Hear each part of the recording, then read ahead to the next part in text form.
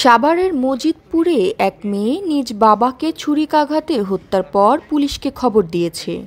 আজ ভোরে ওই ঘটনাটি ঘটে। নিহত আব্দুর সাত্তার নাটোরের সিংড়া থানার বাসিন্দা। জানা গেছে 2022 সালে মেয়ে বাবার বিরুদ্ধে ধর্ষণের মামলা করেছিলেন।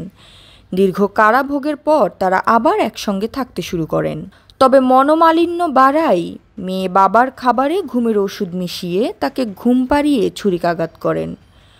ঘটনার পর মেয়ে নিজেই জরুরি নম্বর 999-এ কল করে পুলিশকে খবর দেন। সাভার মডেল থানার ওসি জুয়েল মিয়া নিশ্চিত করেছেন মেয়েকে আটক করা হয়েছে।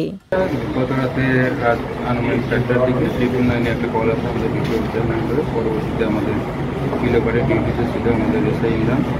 সে ঘটনাস্থলে যায় এবং ঘটনাস্থলে যে পরে ওখানে একটা ডেড বডি দেখতে যায়। ডেড বডির গায়ে ছিল। পরবর্তীতে মেয়েটা স্বীকার করে দিয়েছে তার বাবাকে। মরদেহ ময়নাতদন্তের জন্য মর্গে পাঠানো হয়েছে। মামলা দায়েরের প্রক্রিয়া চলছে। আর জ্যোতি, দৃষ্টি 24।